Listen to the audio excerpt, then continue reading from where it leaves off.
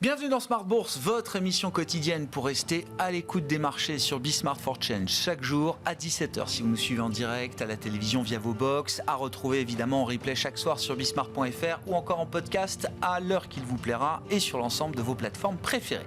Au sommaire de cette édition ce soir, le jour d'après cette décision historique de la Réserve fédérale américaine, nous allons évidemment largement y revenir avec nos invités de Planète Marché dans un instant. Une décision de baisser les taux directeurs américains de 50 points de base pour entamer ce cycle de recalibration de la position de politique monétaire américaine qui entraîne des réactions assez importantes sur les marchés d'actifs risqués notamment. C'est un rallye-action assez généralisé. On l'a vu en Asie ce matin, on le voit en Europe aujourd'hui et y compris sur le marché américain qui a un peu hésité hier dans le sillage de la conférence de presse de Jérôme Powell, mais tous les indicateurs sont au vert de ce point de vue-là sur les indices actions, les matières premières en profitent également, que ce soit le pétrole ou l'or qui marque de nouveaux records à plus de 2600$. Le compartiment crypto également est très bien orienté. Et puis sur les marchés obligataires, on notera le phénomène de repentification qui se poursuit, qui s'est un peu accru d'ailleurs aux États-Unis, notamment avec une pente entre le 2 ans et le 10 ans américain qui est désormais autour des 10 points de base et même peut-être un peu supérieur à 10 points de base. Commentaires, analyse avec nos invités de Planète Marché évidemment dans un instant. Pauline Gratel vous redonnera également tous les détails de cette décision historique rendue hier soir par la Réserve fédérale américaine, dans un contexte où les investisseurs se préparent à une journée d'échéance trimestrielle sur les marchés. Demain, ce sera une échéance importante, effectivement, avec l'expiration attendue de différents produits dérivés, et notamment sur indices. Voilà pour le paysage global et la situation de marché au lendemain de cette décision de la Fed. Nous évoquerons également la sphère émergente dans le dernier quart d'heure thématique, le dernier quart d'heure, les quarts d'heure thématiques de Smart Bourse particulièrement avec Irina Topasseri, économiste senior, émergent chez AXA IM. Qu'est-ce que cette baisse de taux de la Fed et le cycle tel qu'il est projeté et signalé par les banquiers centraux américains, qu'est-ce que cette situation change pour la sphère émergente? Nous en parlerons donc dans le dernier quart d'heure. À noter qu'il n'y avait pas que la Fed qui rendait des décisions de politique monétaire hier. On a vu par exemple la Banque centrale du Brésil monter ses taux de 25 points de base. C'est la première hausse de taux de la Banque centrale du Brésil depuis 2 ans maintenant. Et à l'inverse, la Banque centrale d'Indonésie, dont on attendait un statu quo, a finalement décidé de baisser hier ses taux de 25 points de base. Le rendez-vous émergent donc à 17h45 ce soir dans Smart Bourse.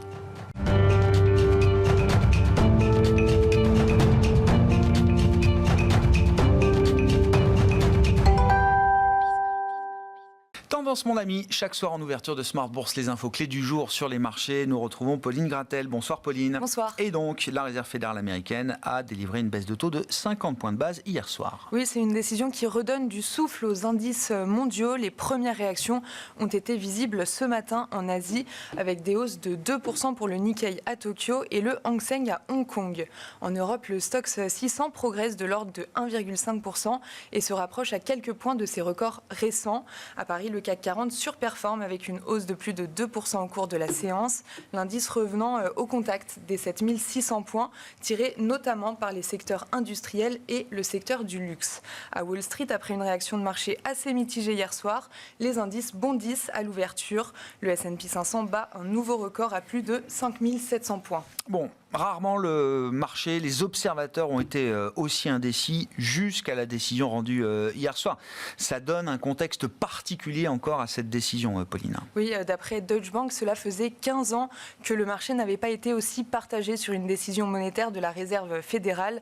105 des 114 économistes interrogés par Bloomberg tablaient sur une baisse de 25 points de base. Et puis on notera une voix dissidente au sein du board de la Réserve fédérale américaine avec la gouverneure Michelle Bowman. C'est la première dissidence au sein du board depuis 2005.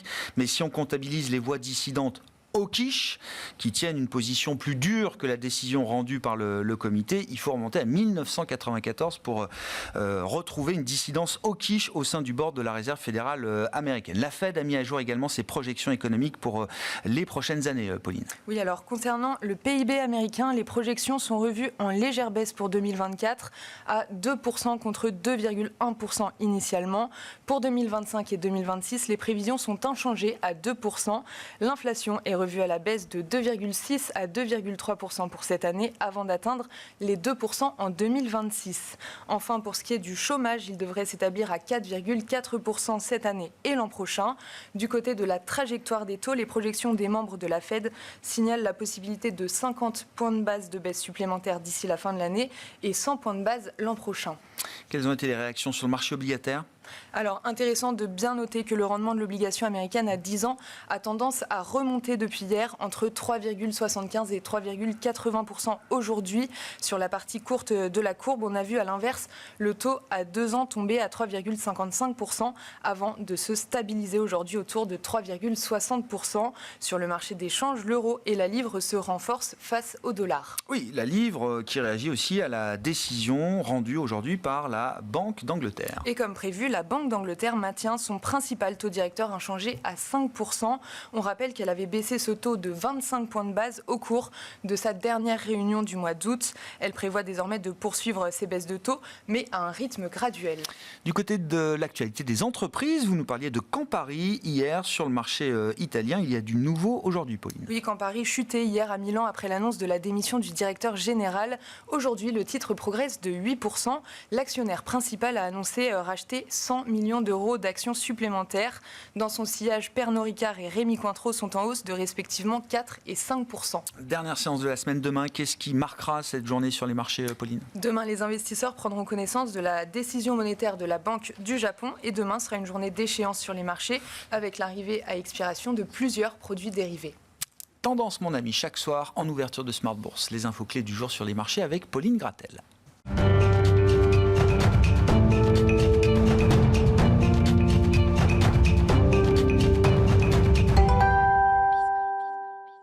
Trois invités avec nous chaque soir pour décrypter les mouvements de la planète marché. Alexandre Ezez est avec nous, stratégiste pour le groupe Richelieu. Bonsoir Alexandre. Bonsoir. Merci d'être là. Pierre-Alexis Dumont est à nos côtés également. Bonsoir Pierre-Alexis.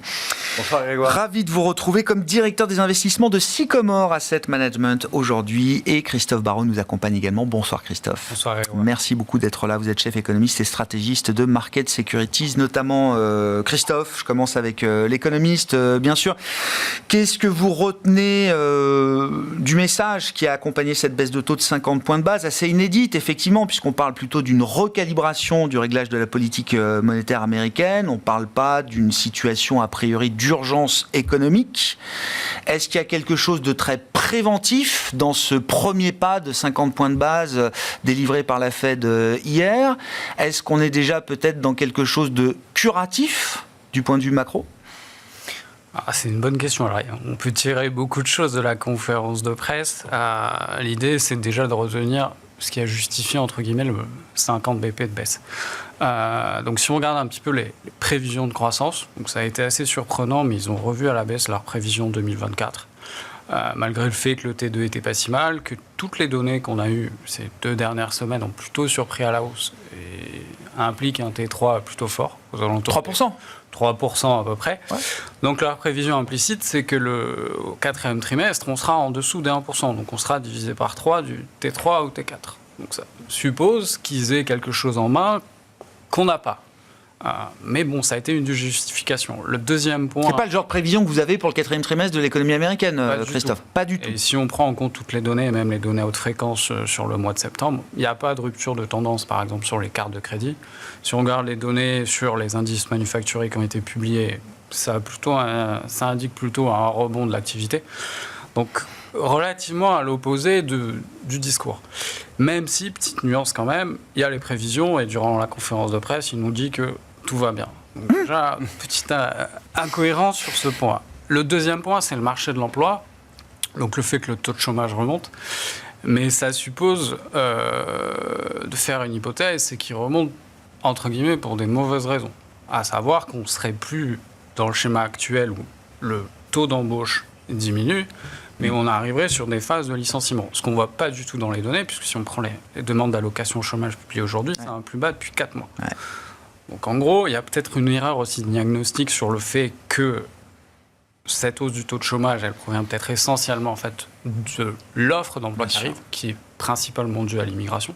On a un boom migratoire qui a été souligné notamment par les études du Congressional Budget Office donc qui est très très significatif. Donc la vraie question, derrière cette baisse de 50 BP, il y a deux paris économiques. Donc que le marché potentiellement va subir un gros ralentissement, donc cyclique. Mais à mon avis, c'est plus donc ma conviction, ça s'est fait plus pour des raisons à la fois politiques, entre guillemets, et géopolitiques. C'est-à-dire politique, parce qu'on sait qu'il y a des élections le 5 novembre. Et que on sait aussi bien que 50 BP, avec un message rassurant, ça a plutôt tendance à faire monter les marchés, faire baisser les taux d'intérêt courts rapidement sur les cartes de crédit, donc ce qui peut aussi favoriser un certain nombre de ménages à très court terme.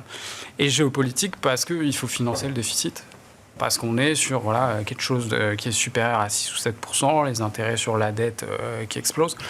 Donc peut-être ces deux idées-là l'ont emporté à très très court terme, parce que quelque part, on ne voit pas forcément l'intérêt, je dirais la différence entre faire 50 BP hier, 25 après, ou 25 aujourd'hui et 50 juste après les élections. Ou avoir fait 25 le 30 et 31 juillet et ne devoir que faire 25 le 18 septembre.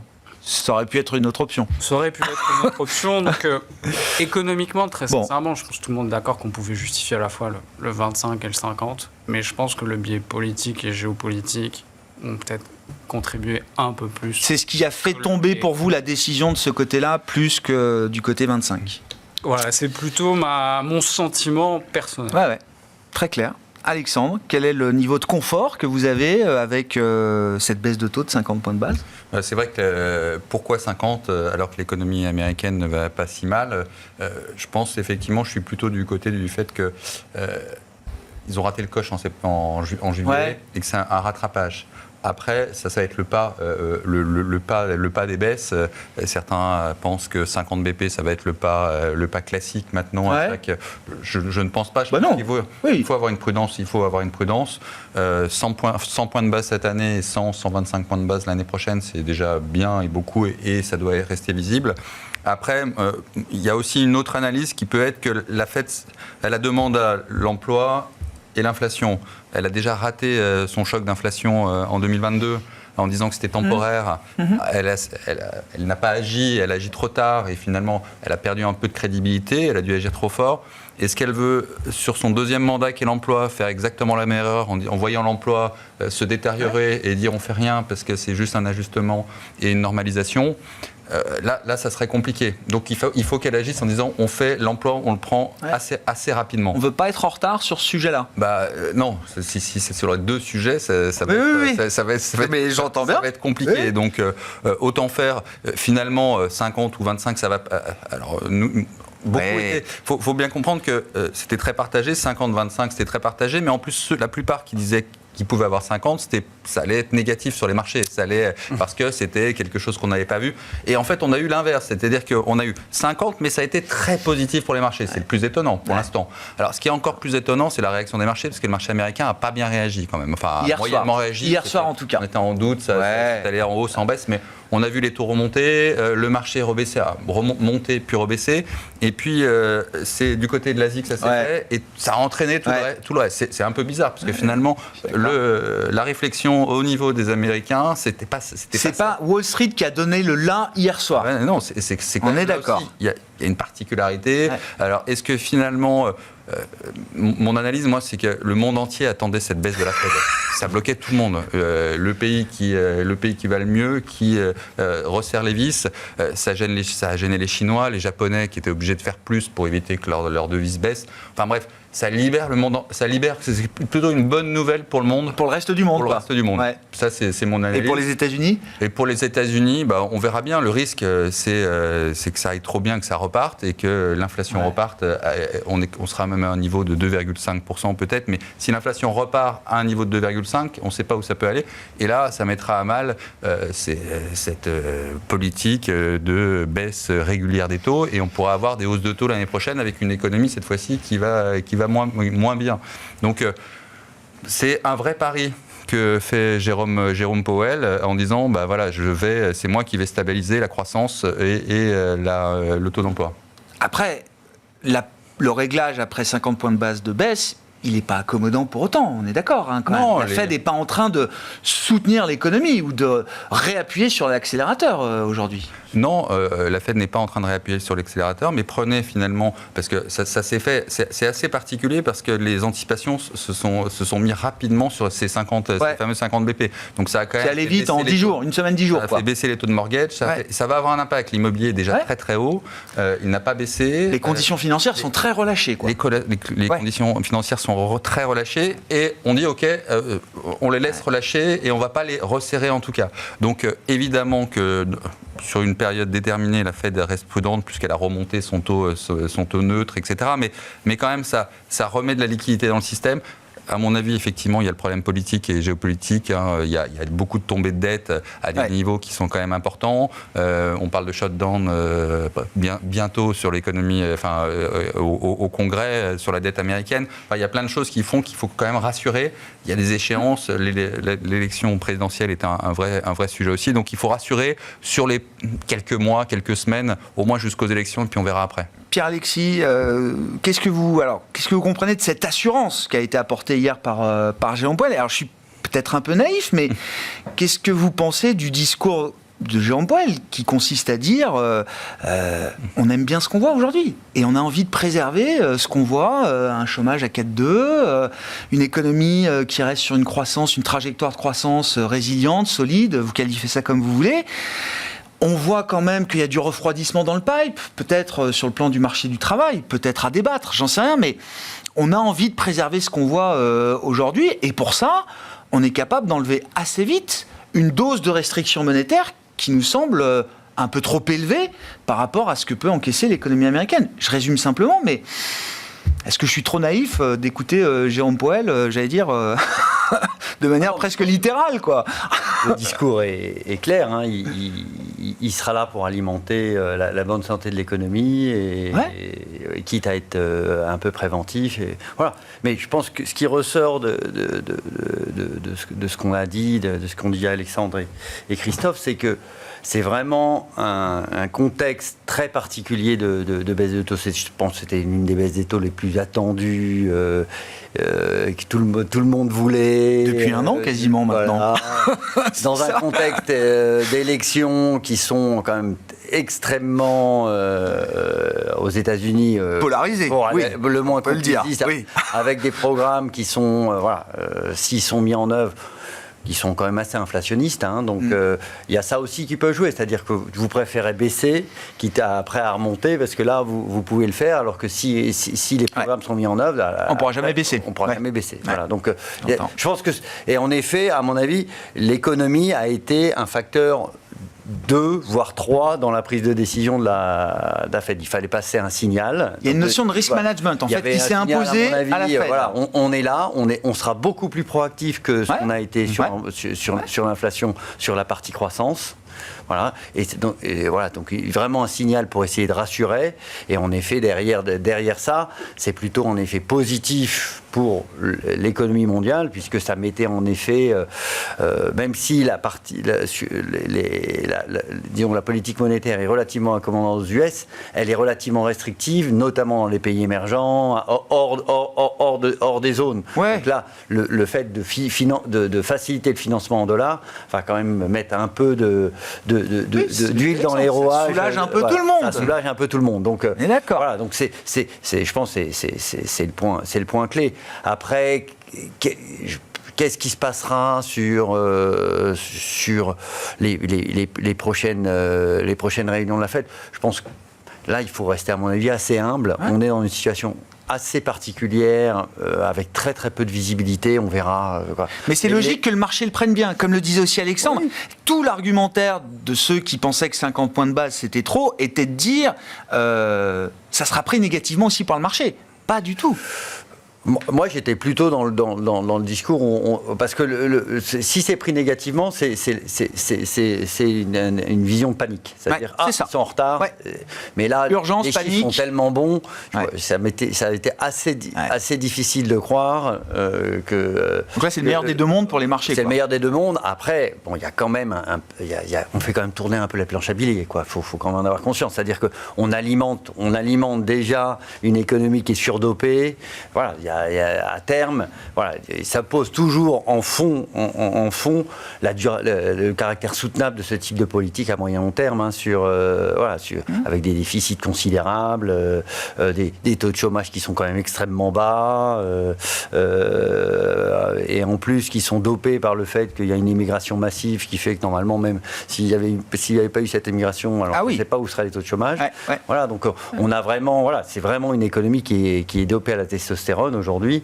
Et pour l'instant, le message, c'est que le moteur américain va rester là.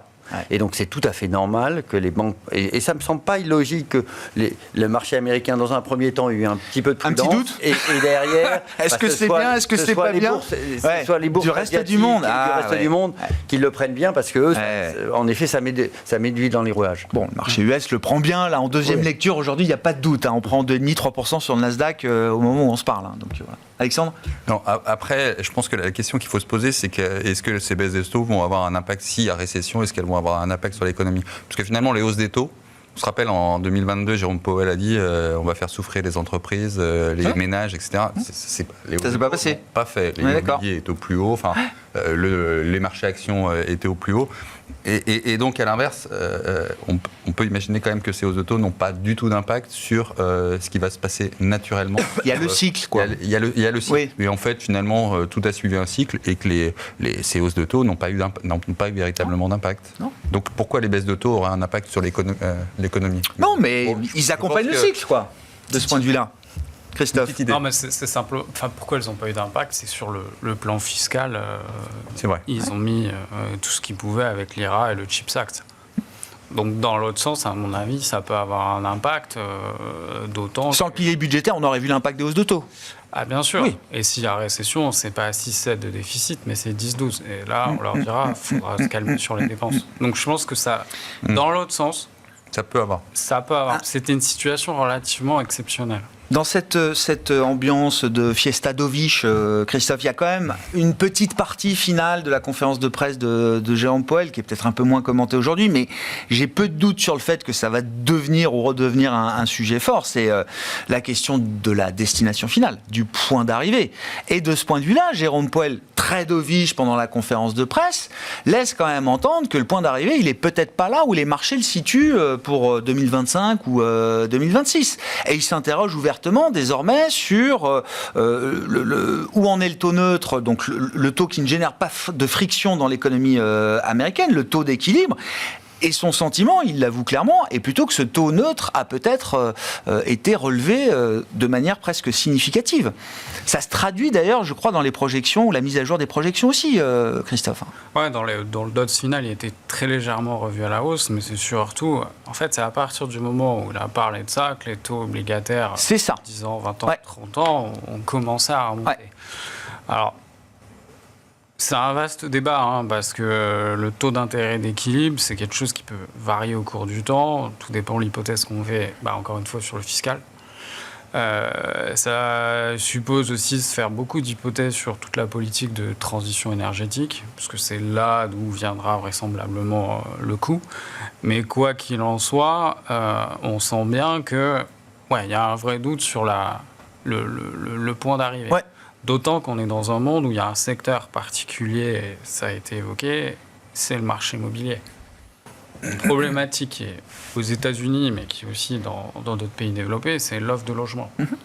Et il y a un problème d'offre, il y a une demande, et si en plus on rajoute l'immigration par-dessus, c'est ce qui fait qu'aux États-Unis, on a beau relever les taux d'intérêt, les prix immobiliers ne baissent pas. Et ça sous-entend qu'on peut avoir une inflation peut-être finalement en rythme de croisière qui soit plus élevé que prévu. Et à la fin de sa conférence de presse, il a justement dit sur la partie housing, c'est clair qu'on n'est pas du tout là où on voudrait être. Et c'est peut-être entre guillemets là où il y a encore un échec. Parce que même si on peut critiquer la mesure du CPI, il y a un effet retard.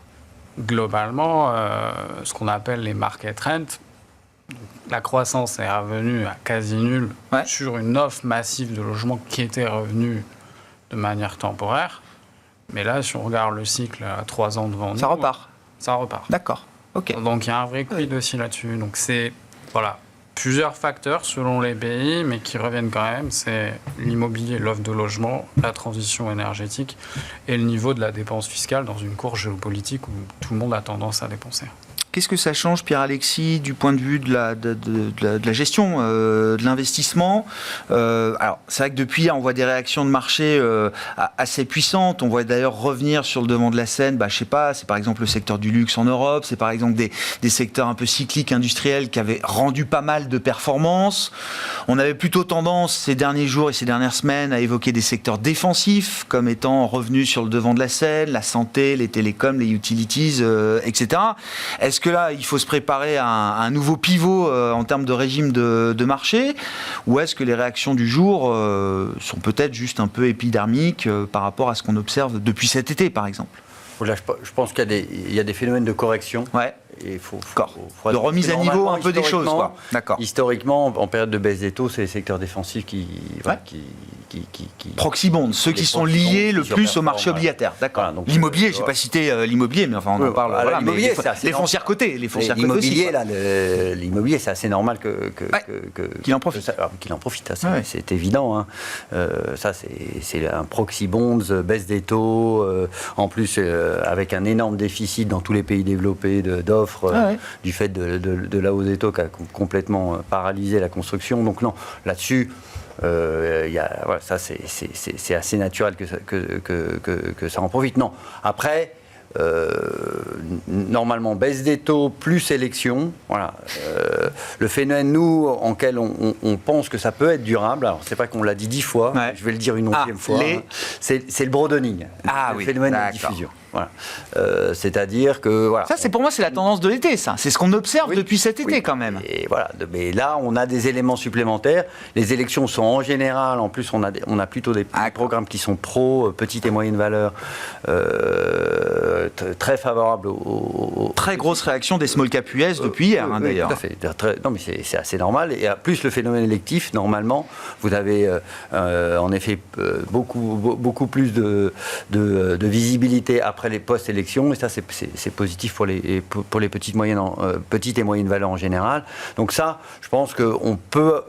Cette fois, il y a quelque chose. On peut, à mon avis, avoir quelque chose qui dure plus que 3 mois. Voilà, parce que ça puisse être une tendance un peu plus pérenne. Tendance très claire. Pérenne. Alors, ce sera, à mon avis, ce sera d'abord une vision hors des méga caps, plutôt large cap, puis potentiellement après un peu plus large. Mais voilà, l'autre point, c'est que notamment aux États-Unis, les petites et moyennes valeurs, ce sont les valeurs endettées. Oui. Et donc, si vous baissez agressivement les taux, ça va évidemment faciliter fortement le refinancement de ces valeurs, et la partie financière sur les... C'est moins le cas sur des indices small et mid européens, par exemple. L'Europe, vous avez des phénomènes de capillarité, mais c'est un peu moins... La réaction est moins puissante sur nos small cap françaises ou européennes. Là, aujourd'hui, on va avoir aussi des baisses de taux en Europe. Je pense que ça peut jouer. Après, sur la partie, à mon avis, européenne, comme les surperformeurs sont assez différents des surperformeurs américains, ça dépendra aussi pas mal de la Chine et du rebond chinois ou pas.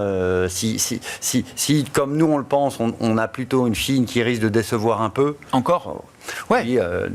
On pense que malheureusement... Vu qu'elle a déjà déçu, c'est pas impossible. Malheureusement, on a les phénomènes d'une bulle immobilière qui éclate, et eux sont en quasi-déflation. Donc, et à notre avis, pour en sortir, il faut une relance massive, et c'est ce qu'ils ne font pas. Donc pour l'instant, il n'y a pas de raison que le facteur chinois redevienne un facteur plus positif pour normalement, ce qui est assez positif sur les baisses de taux, c'est notamment les matières premières. Si vous avez une Chine qui est un peu en retrait, ce type d'anticipation-là, on ne les a pas. Nous, on est plutôt sur les phénomènes mid-cap. Sur la partie défensive, sur le cycle, il faut être sélectif, mais vous avez des cycles qui vont beaucoup des secteurs cycliques qui vont beaucoup profiter de la baisse des taux. C'est-à-dire que si l'idée, c'est de prolonger le cycle, effectivement, à un moment, ça doit se retrouver aussi dans les secteurs cycliques. L'immobilier, tout ce qui demande des financements, même l'automobile. Aux États-Unis, la baisse des taux, ça va aider. Qu'est-ce que ça change? Alors, les 50 BP de la Fed, mais plus que ça, enfin, le cycle de baisse de taux qui a déjà commencé un petit peu derrière nous, d'ailleurs, Alexandre. Il est déjà largement anticipé. Largement, oui. C'est toujours bien sûr. le sujet de l'anticipation. Non, mais- C'est vrai qu'il est largement anticipé. On parlait des secteurs un peu plus défensifs, les secteurs collectivités locales, les télécoms, etc. Ça a, depuis 3 mois, en fait, justement, dans cette dynamique de baisse des taux, plus de ralentissement, puisque c'était le ralentissement et la baisse des taux. Là, c'est la baisse des taux et pas de ralentissement. En tout cas, donc ça change un peu. D'ailleurs, aujourd'hui, dans un marché haussier, on voit que tous ces secteurs-là sont plutôt en Exactement.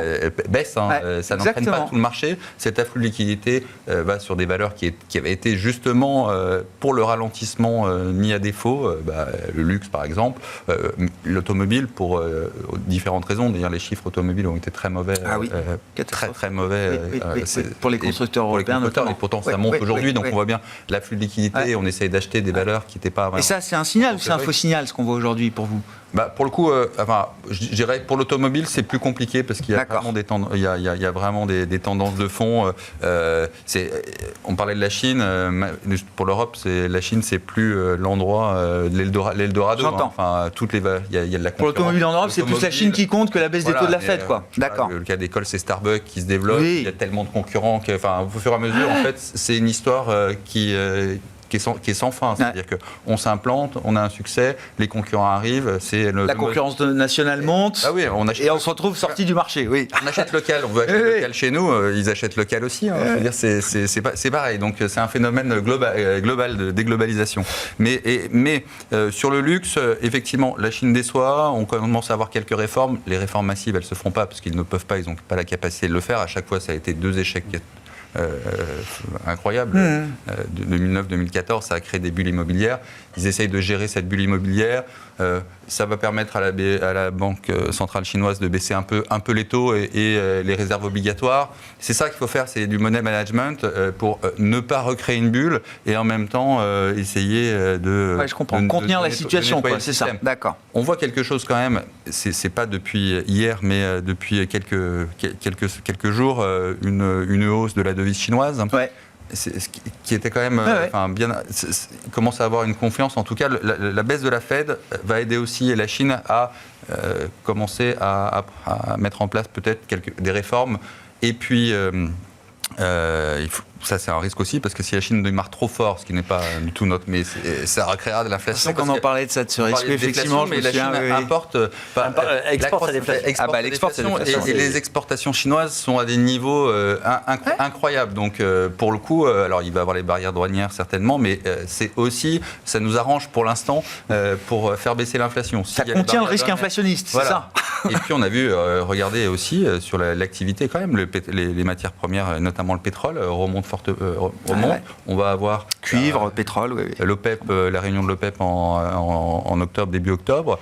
L'Arabie Saoudite en premier ne veut pas d'un Brent à 70, d'un WTI à $70. C'est pas possible. Donc on va essayer de refaire monter aussi le pétrole.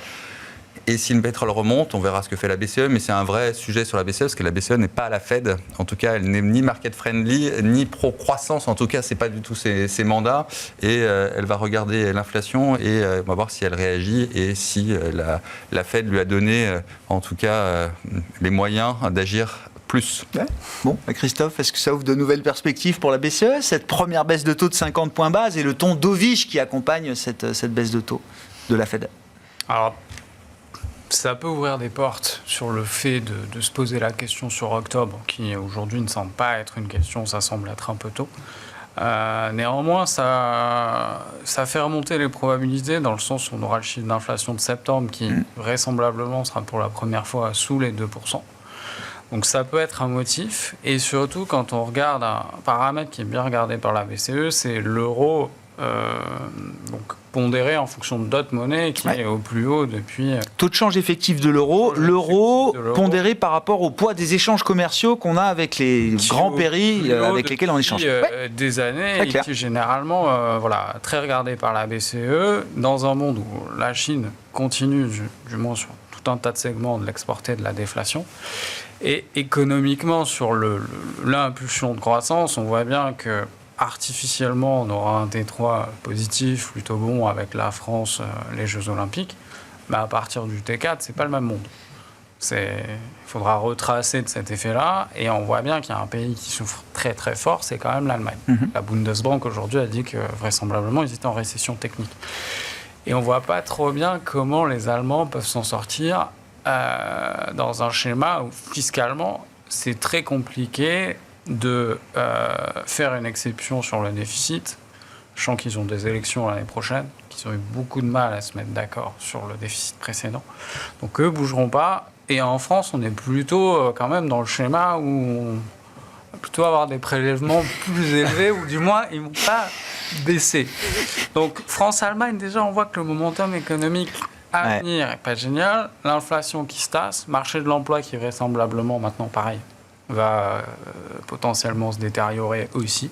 Donc là, il y a un boulevard, quoi. Vous êtes en train de décrire quand même l'idée qu'il y a un boulevard pour la BCE. En tout cas, pour décembre, c'est sûr à 100%. Et pour octobre, il y aura une petite question. Maintenant, eux ne sont pas du tout dans dans l'anticipation. Ils sont historiquement beaucoup dans la réaction. Donc pour les convaincre, ce sera plus compliqué. Mais ça ouvre, je pense, un boulevard pour la suite. Parce que l'inflation domestique, qui est leur principale préoccupation, avec des salaires qui vont baisser 2025, 2026.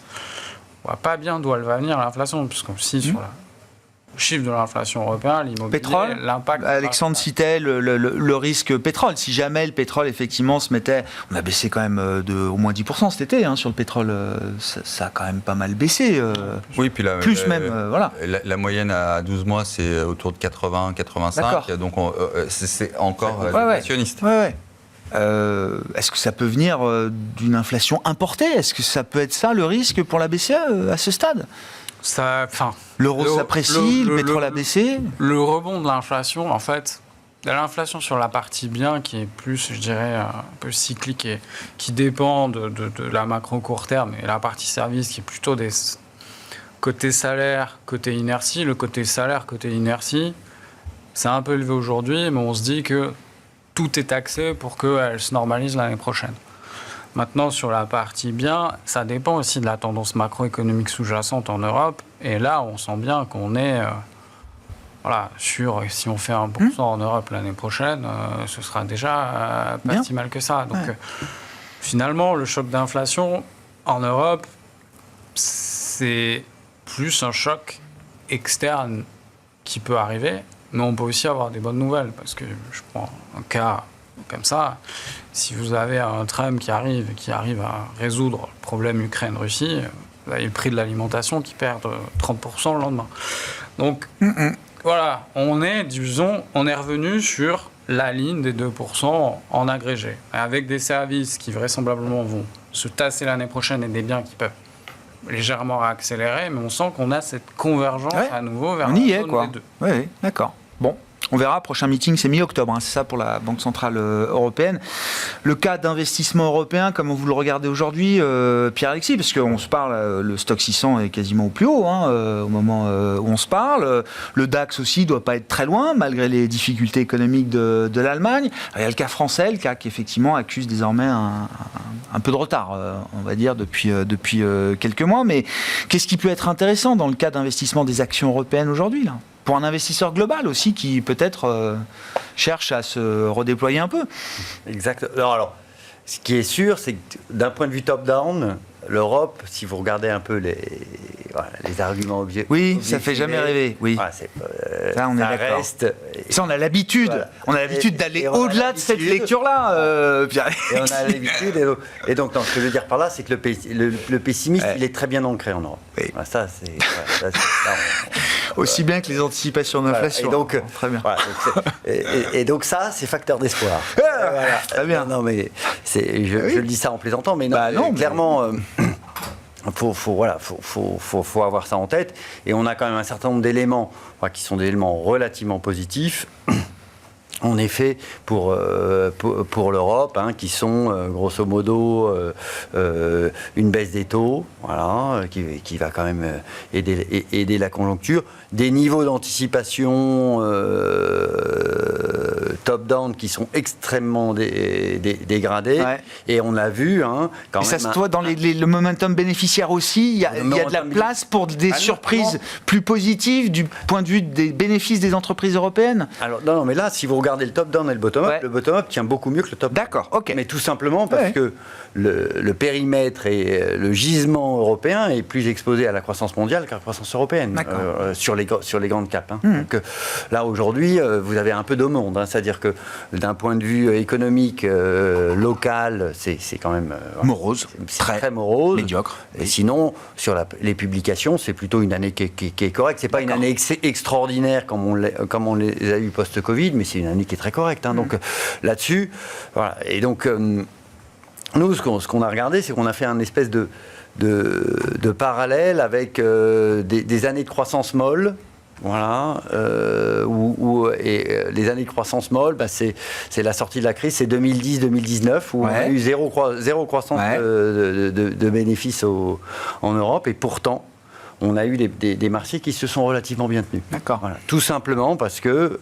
c'était la période des taux bas aussi. Oui, c'est la période des taux bas, mais on est en train de réenclencher la période de taux. Non, mais voilà, là-dessus, il y a des différences, je suis d'accord. Mais ce que je veux dire par là, c'est qu'une une période de croissance molle ne veut pas dire des marchés d'actifs risqués déprimés.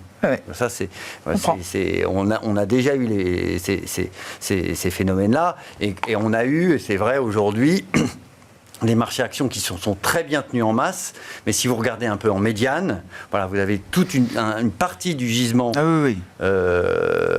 européen qui est pas du tout au plus haut, voire qui est à la cave. Oui, même pour dire les choses. Voire la cave. Donc, il y a une capacité, à notre avis, à aborder ça. Mais évidemment, ça va nécessiter de la sélectivité, ça c'est clair, mais aussi une capacité à bien analyser la résilience opérationnelle des entreprises. Des modèles. Nous, on pense qu'on rentre dans une nouvelle phase, donc les gagnants d'hier ne seront pas forcément les gagnants de demain dans ce contexte-là, en plus avec le ralentissement chinois. Donc il y a des choses à faire sur la partie européenne, mais oui, ça nécessitera de la sélectivité. Un secteur leader en Europe depuis 2 ans maintenant, c'est le secteur bancaire, par exemple. Voilà.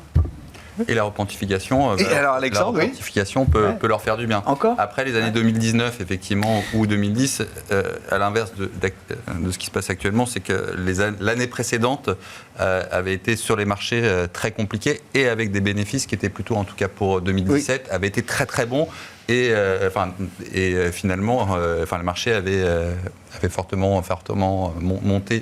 Donc il y a toujours un décalage entre les bénéfices et ce qui se passe sur les marchés. Et c'est vrai que sur l'Europe, la croissance molle, c'est plutôt le meilleur chemin. C'est-à-dire quand on a une croissance trop forte, la BCE est là parce qu'elle a toujours peur, effectivement, d'une surchauffe. Et c'est plutôt le meilleur des scénarios, c'est la croissance molle. C'est l'équilibre qui nous convient, quoi. C'est l'équilibre qui nous convient. Après, sur les indices, c'est vrai que c'est compliqué, mais comme aux États-Unis, vous enlevez les 10 plus gros performeurs, le marché américain n'a pas tellement monté que ça. Donc, on le voit sur les small caps qui sont en train de revenir. Le small cap, ça fait des années de sous-performance historique entre les large cap et les small cap aux États-Unis. Donc, mais là, il faut s'y intéresser maintenant, cet univers des petites et moyennes valeurs, des petites et moyennes capitalisations. Il y a un changement de paradigme avec la baisse des taux, c'est-à-dire qu'on passe dans peut-être effectivement que nous on pense. C'est un peu particulier, mais on pense qu'il faut être bien balancé. C'est-à-dire qu'il y a à la fois avoir des secteurs défensifs et il ne faut pas avoir des gros paris parce que... on peut faire ces barbells, comme on dit, on peut être un peu aux deux côtés de la corde, quoi. Nous, le secteur bancaire, on aime bien. Alors, il y a le risque français qui est toujours présent, mais en tout cas, on a vu Unicredit, Commerzbank, il y a des choses qui sont en train de se passer.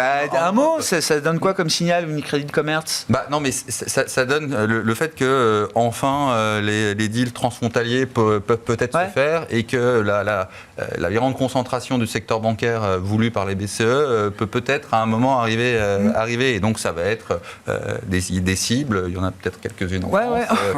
Il y en a en Espagne, Banco Santander et à l'affût. Donc il y a des choses qui vont se passer en termes de M&A sur ce secteur-là. Et ça rapporte ça met encore de la valorisation, une couche de valorisation supplémentaire au secteur bancaire. Bien sûr, le secteur bancaire est très loin d'être au plus haut, évidemment. Des services, alors ça a un peu monté, mais on est encore sur des niveaux de valorisation. Les services aux collectivités, évidemment, là, une journée comme ça, mais quand on voit en Espagne les Endesa et Iberdrola, il y a des investissements formidables qui sont en train de se faire sur l'hydrogène vert, sur le solaire. Enfin, c'est aussi des entreprises qui ne sont pas des entreprises ennuyeuses. Non, bien sûr que non. Oui. Qui sont encore pas chers. Ouais. Donc il y a plein d'arbitrages à faire et c'est vrai que le secteur, l'IA, enfin la techno, les semis, c'est aussi des secteurs qu'il faut regarder aussi parce que c'est une croissance très long terme. Et, oui, c'est pas parce que c'est pas parce que depuis quelques semaines ça baisse un peu que c'est des fini. secteurs un peu comme le luxe il y a un an, c'est très consensuel. Donc il y a un moment quand ça doit corriger, les arbitrages ils se font tant qu'en fait pour nous quand on écrivait que tant que l'IA, enfin en tout cas la techno ne baisse pas très fortement, les marchés peuvent tenir parce par rotation. Par rotation. Ouais, je comprends. Si ça lâche, si le secteur, l'intelligence artificielle lâche, là tout lâche. Ouais. On n'y est pas encore, effectivement. Non. Ça tient, pour l'instant, ça tient bien. Ça a un peu retracé, mais pour l'instant, ça tient bien. Sur les banques, oui, Unicredit, Commerce, je ne sais pas, on en a parlé plusieurs fois déjà dans cette émission, mais ça m'intéresse d'avoir votre avis, Pierre-Alexis. Non, mais ça fait partie des secteurs qui sont très, très bénéficiaires des taux, l'immobilier avec... C'est normal que ça arrive maintenant. Enfin, je veux dire, c'était impossible pendant des années, mais maintenant, là, ça redevient possible, quoi. Moi, ce que j'ai gardé en tête, c'est que les grands phénomènes macro sur le monde action, faut s'en méfier, donc il faut vraiment aller sur la première, vraiment les secteurs qui sont bénéficiaires nets directs. Les bénéficiaires nets indirects, on l'a vu avec la hausse des taux et l'IA, les secteurs à duration longue, ça a monté quand les taux ont monté. Donc, nous, on s'intéresse vraiment au secteur financier qui est un bénéficiaire net, aux utilities, c'est un bénéficiaire net. Voilà. On essaie de pas trop extrapoler sur d'autres secteurs qui en plus sont touchés par d'autres phénomènes. Il y a le phénomène de la Chine, il y a des changements technologiques et autres qui font que ces anticipations-là sont souvent... peuvent être prises à contre-pied, c'est ça.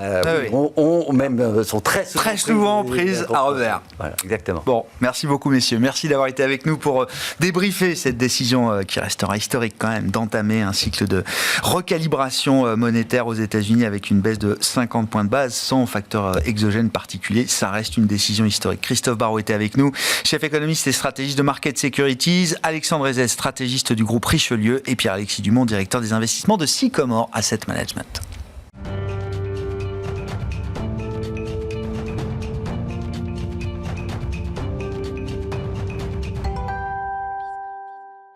Le dernier quart d'heure de Smart Bourse chaque soir, c'est le quart d'heure thématique. Le thème ce soir, c'est celui des émergents. Et qu'est-ce que la baisse de taux de la Réserve fédérale américaine délivrée hier soir de 50 points de base change pour la sphère émergente? On en parle avec l'économiste spécialiste des émergents chez AXA IM qui est avec nous par téléphone, Irina Topasseri. Bonsoir Irina. Merci beaucoup de prendre quelques minutes pour nous dire un petit peu ce que vous en pensez du point de vue de vos émergents, comme vous dites Irina, de voir la Fed démarrer avec ambition ce cycle de baisse de taux. Qu'est-ce que ça change pour cette sphère émergente ? Certes, effectivement, la Fed démarre un peu avec ambition, même au-delà de nos attentes de départ.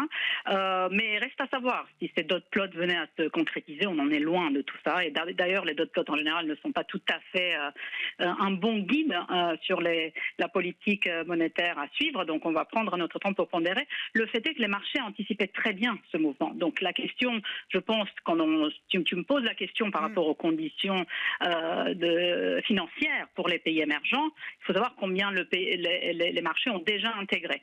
Maintenant, de point de vue, on va dire macro, restons un peu dans la sphère macro, généralement, un assouplissement de la Réserve fédérale peut être d'ailleurs inquiétant, au contrario d'un resserrement. C'est assez étonnant ce que je vais dire là, parce que l'assouplissement peut venir du fait d'une inquiétude sur la croissance.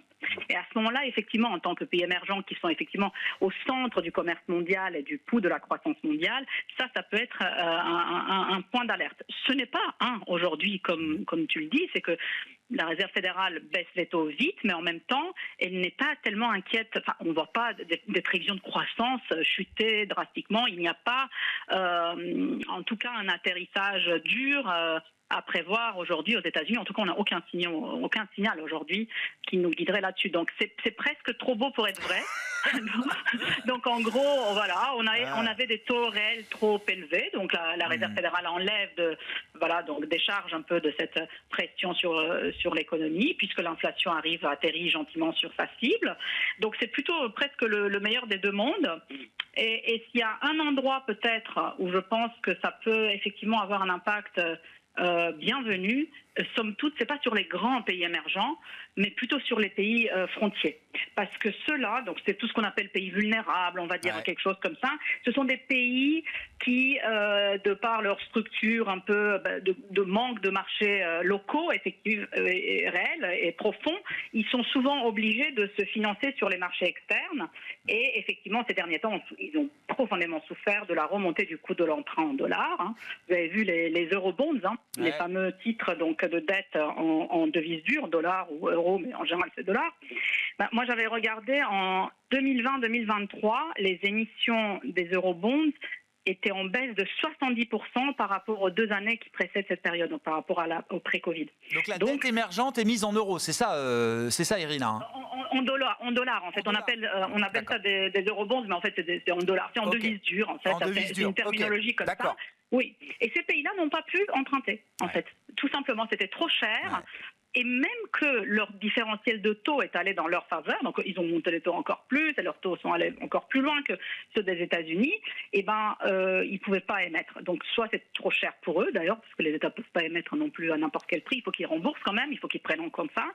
Et donc ils ont essayé de se débrouiller comme ils ont pu. Hein. Certains, ils ont plus pu investir localement, donc là la croissance s'est effondrée.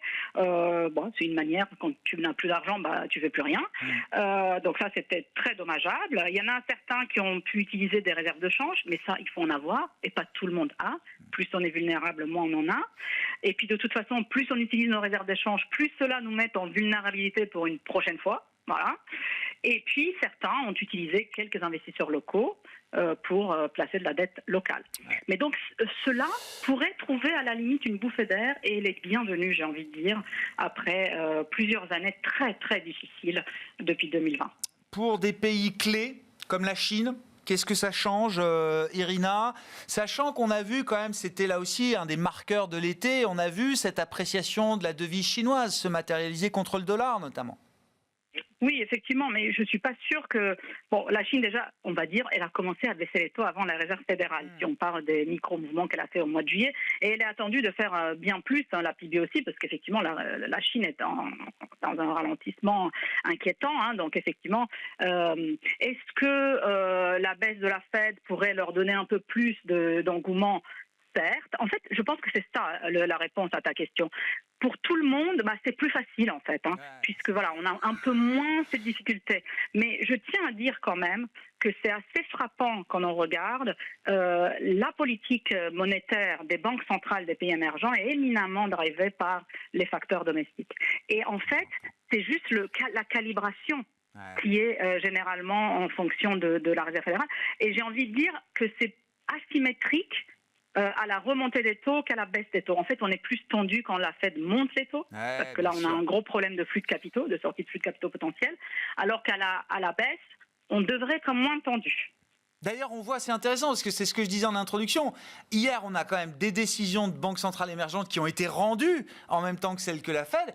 Et je vois que le Brésil monte les taux de 25 points de base pour la première fois depuis une paire d'années maintenant, je crois, Irina. Oui, justement, un bon point. Voilà, le Brésil est vraiment l'exemple éminent de politique monétaire menée en toute indépendance. D'abord, elle démarre la remontée des taux avant tout le monde. Hein. Enfin, une des premières banques centrales du monde, en tout cas dans les grandes, c'est une des grandes, a remonté les taux. Elle monte de 1175 points de base. Elle arrive vers les 13 et quelques, je ne me rappelle plus exactement le point. Et puis après, elle baisse de 325 points de base. Là aussi, elle démarre bien avant la Fed. Donc là encore, vous voyez, le cycle est complètement décalé. Donc elle peut faire ce qu'elle a envie de faire selon les curseurs domestiques. Et donc là, 3 heures après la Réserve fédérale, c'est quand même... Moi, j'étais très tendue, parce que elle fait quand même ce que le marché attendait. Donc elle remonte les taux d'intérêt de 25 points de base parce que voilà, le cadrage de politique monétaire du Brésil aujourd'hui appelle à en faire plus, alors que le Brésil a des taux réels extrêmement élevés. Mais voilà, l'inflation a baissé pas mal, mais elle frôle un peu les 4%, qui sont un peu là, autour de 4%, la limite, on va dire, haute de la bande de confort de la Banque centrale. Et surtout, ce qu'on voit depuis quelques temps, là, depuis quelques mois même, c'est que les anticipations d'inflation sont terriblement désancrées et structurellement. En fait, il n'y a rien. Même à horizon 2027, les anticipations d'inflation ne tablent pas sur un retour vers la cible. Et ça, c'est une raison. Pas la dernière hausse de taux du Brésil qu'on voit aujourd'hui, Irina. C'est pas la première. Alors, on appelle ça un mini-cycle d'ajustement. D'accord. On verra combien, 100, 150 points de base, quelque chose dans le genre. En fait, pourquoi ça arrive, tout ça? Et la clé de la réponse, et je pense que pour beaucoup de pays émergents, c'est là où ça va s'articuler, c'est où se trouve votre output gap, donc l'écart de production. Est-ce que vous êtes... Tous les pays à output gap positif commencent à être tendus parce qu'en fait, ils ont quand même une pression sur l'inflation venant de la demande domestique. Et le Brésil en est un. Et pourquoi il en est un? Alors, c'est bien d'avoir une belle croissance. D'ailleurs, le Brésil va nous faire une très très belle croissance. On a révisé maintes fois la croissance brésilienne vers la hausse, donc ça marche très bien. C'est parce que son gouvernement n'arrête pas de faire de l'expansion fiscale. Et ça, c'est pas bien. Et c'est pas bien surtout pour le Brésil, qui est un pays qui a une dette assez colossale et qui est attendu à commencer à faire des vraies réformes structurelles. Les comptes publics dérivent. Le déficit, juste sur 12 mois, il est à 10%, faisons simple. Donc, il faut quand même dégager des surplus primaires. Déjà, ils sont engagés à faire du 0%. Ils n'y arriveront pas, à mon avis. Mais de toute façon, on voit que les gens ne les croient pas. En fait, les anticipations d'inflation sont un reflet de ça. C'est qu'on ne croit pas. Il n'y a pas de confiance dans la politique fiscale. Et du coup, qu'est-ce qu'elle doit faire, la Banque centrale? Elle doit en faire plus. Bien sûr. Attention aux stratégies de fuite en avant. C'est valable pour le Brésil, mais c'est valable partout aujourd'hui, je crois. Et d'ailleurs, bon point. Non, mais tu sais, ça, c'est quelque chose qui me fait penser. Parce que, comme je disais, si je me reprends ce que j'ai dit, le Brésil monte avant tout le monde. Puis après, nous, on monte. Le Brésil baisse avant tout le monde. Ouais. Maintenant, tout le monde baisse. Ouais. Le Brésil monte. Je me demande si on n'est pas dans on va pas revoir ça d'ici un an chez nous, parce que vous voyez, ils ont quand même un an d'avance. On verra. Est-ce que d'ici un an, nos finances publiques vont nous laisser sereins à ce que la politique monétaire se sente à l'aise dans un cycle d'assouplissement? Il se trouve qu'on sera tendu. Un résultat d'élection plutôt qu'un autre peut aussi favoriser peut-être le retour de certaines pressions inflationnistes. Suivons le Brésil alors effectivement pour essayer d'avoir un coup d'avance peut-être sur ce qui peut attendre d'autres banques centrales demain. Merci beaucoup Irina. Irina Topasseri qui est avec nous par téléphone, économiste senior émergent chez AXA IM, qui était l'invité de ce quart d'heure thématique de Smart Bourse ce soir sur Bismart, émission que vous retrouvez bien sûr sur bismart.fr ou encore en podcast sur l'ensemble de vos plateformes préférées.